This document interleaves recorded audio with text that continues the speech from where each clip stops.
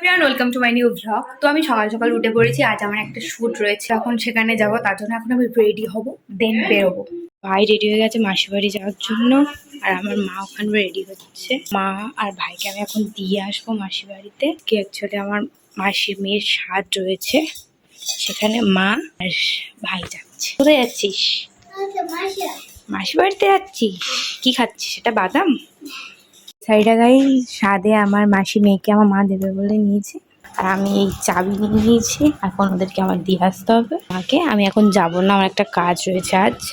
তুই মাসি বাড়িতে আজকে মা ওয়েট করে মিষ্টি কিনতে গিয়েছিল, মানে মাসি বাড়ি নিয়ে যাওয়ার জন্য। ওই এখন মা আসছে মিষ্টি হাতে, আর আমি আর ভাই বসে আছি। দাও এটা প্রতি আমার ব্রেকফাস্ট রেডি। ব্রেকফাস্ট করে স্নান করবো, দেন শুটে যাওয়ার জন্য আবার রেডি হতে হবে। ফাইনালি গাইস আমি বেরিয়ে গেছি।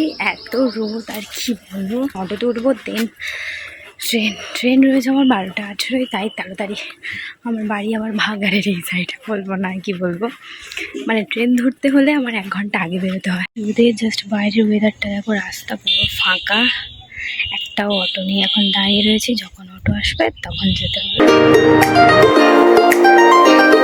এতটাও খেয়েও নেই ধরতে গেলে। এখন এটা ক্রস করবো, দেন ওই সাইডে যাব, ওই সাইড থেকে মেন লোকেশনে যাব। তো মেন লোকেশনে গিয়ে দেখা হচ্ছে। এই ছিল আমার আজকে ফাইনাল লুক, আর লুকটা ডান হয়ে গিয়েছে, শ্যুটও কমপ্লিট। এবার আমি বাড়িতে ফিরবো।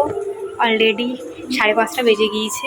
মেকআপ টেকআপ কিছু রিমুভ করিনি, বাড়ি যাবো বলে, মানে ট্রেনটা মিস হয়ে যাবে, তাড়াতাড়ি বাড়ি যেতে হবে। তোমাদেরকে বললাম আজকে মাসি মেয়ের শাদির অনুষ্ঠান রয়েছে, সেখানে আমার যেতে লেট হয়ে যাবো, খুব রাগ করবে, তাই মেকআপ বাড়িতে গিয়ে রিমুভ করবো। এদিকে বলেছিলাম যে ওয়েদার খুব রোদ ছিল, বাট এখন দেখো এদিকে বৃষ্টি হয়েছে, খুব ঠান্ডা ঠান্ডা ওয়েদার। যাওয়ার সময় তো খুব ভালো লাগছে, বাট আসার সময় এত গরম ছিল। এখন স্টেশনে ওয়েট করছি ট্রেনের জন্য।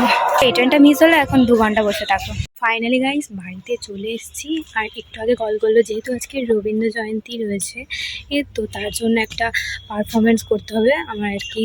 স্কুলে না, এটা ঠিক একটা সাংস্কৃতিক অনুষ্ঠান হবে আর কি, সেখানেই ডাকলো। তাই ভাবছি এখন মাসি বাড়িতে যাবো। ওরা তো না গেলে খুব রাগ করবে, সেটাই ভাবছি মাসি বাড়িতে যাবো না। আমি 7:30 টাইম দিয়েছে, ভাবছি মাসির বাড়িতে গিয়ে ওখান থেকে রেডি হয়ে বেরোবো। কাছাকাছি যেহেতু হবে, স্কুটি নিয়ে যাবো, তাহলে প্রবলেম নেই।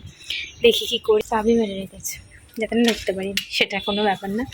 দাদু বাইরে গিয়েছে, এলে বাড়িতে ঢুকবো।